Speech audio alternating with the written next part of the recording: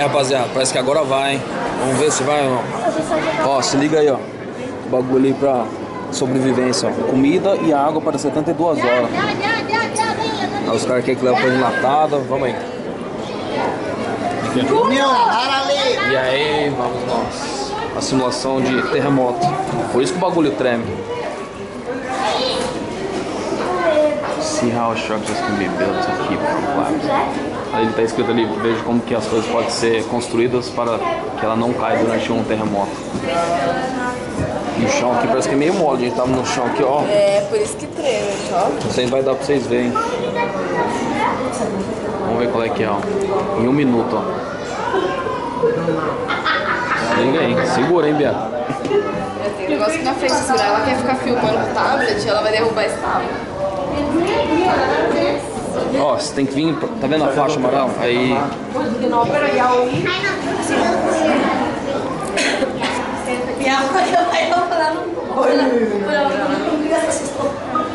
As caixinhas JBL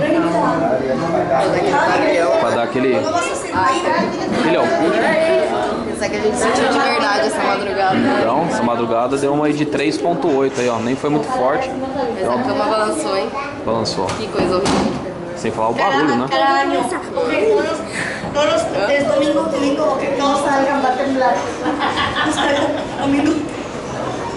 Olha o negócio. E o chão tá mexendo. O chão aqui é meio móvel, não sei se vai dar pra vocês verem.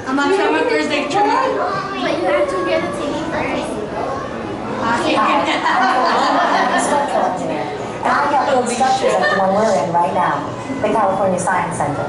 As you probably know, we live with earthquakes here in Southern California. There are small ones every day, and we're absolutely certain there's going to be a big one in the future. Maybe next year, maybe next month, maybe even today. That's why California is one of the most advanced areas in the world when it comes to earthquake safety. And when we built the California Science Center, we definitely had earthquake safety in mind. Just look up and see how this ceiling is constructed. You see those diagonal pieces of metal?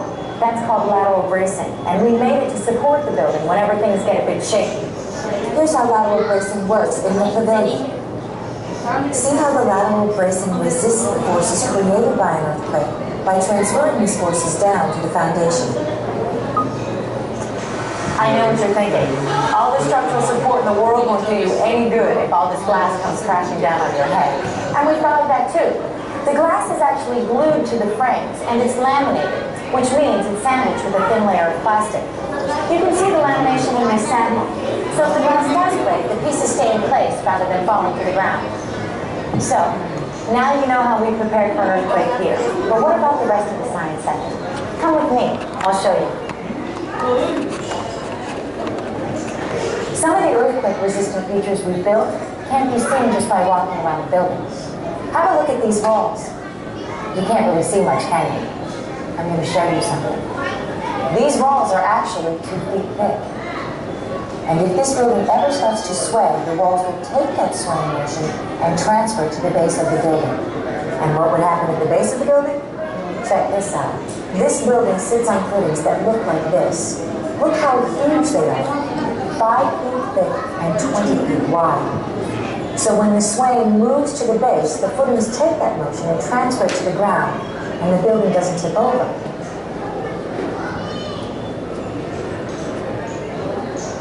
Maybe at this point you're wondering, why do we go to so much trouble?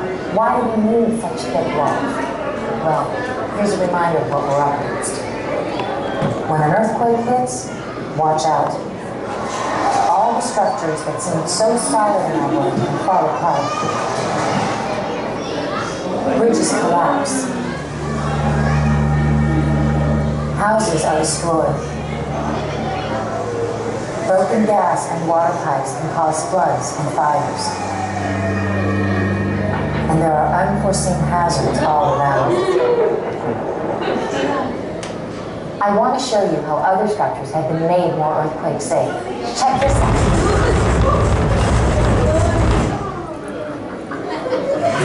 Did you feel that?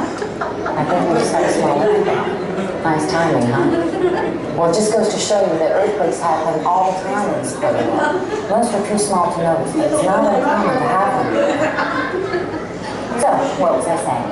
Oh yeah, other structures with earthquake-resistant features. Check this out. This is the Los Angeles County Emergency Operations Center, and it's designed to survive an earthquake in the San Andreas Fault.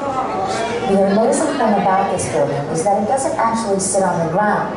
It's built on top of 28 rubber bearings called base isolators. They can move 16 inches in any direction, so when there's an earthquake, they absorb the shock instead of the building. If you'd like to check out a similar type of base isolator, there's one right there with you in the Operations Center. When it comes to freeways, there are many ways to make them stronger and more earthquake resistant. Take a look at this. Here, Caltrans construction crews enlarge a footing for an overpass. And the steel jacket now encloses this concrete column, helping it to withstand earthquake forces. Although a wood frame house is a fairly safe place to be during an earthquake, it should be made even safer by bolting the frame of the house to the foundation and strapping down the water heater. When an earthquake hits, people who build structures don't just worry about buildings. We also worry about gas leaks, which can cause fires, and broken water pipes, which can cause floods. So take a look at this. We've mounted some of the major machinery at the Science Center on the springs, so if things get a bit shaky, there's a bit more room for movement before things start to break off. We also have an electrical generator for emergency power, so that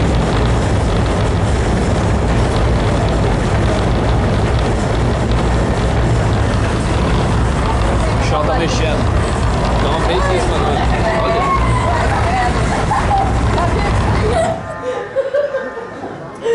Agora dá risada, né? Porque sabe que isso é uma Você viu por que não pode ficar de pé? Por isso não pode ficar de pé. Você tem que pegar assim de terremoto e se jogar pro chão. Tá. yes, I'm going to want to check on the building. Well, there's no floods or fires showing up here. We lost power for a second, but the emergency system kicked in. Oh, and the utility room looks okay. Sounds good.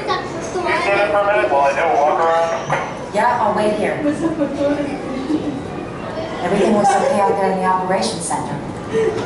Well, it looks like we made it through this one. But even with all the earthquake-resistant features, no building is earthquake-proof. Some are safer than others, and that's what structural engineers and engineering geologists all work hard at. But there's no such thing as a building that's 100% safe. People, you need to be prepared and know what to do when an earthquake hits. Check out the rest of the exhibit and stay safe. Viu? Não existe prédio nenhum 100% seguro. Louco, hein? Sentiu agora o terremoto, Bento? Mais ou menos isso aí que a gente sentiu, tipo uma desgada. Beleza, rapaziada? Vamos ver se a gente acha alguma coisa da hora. Olha o chão aí, ó. A gente já volta já. Um abraço e até já.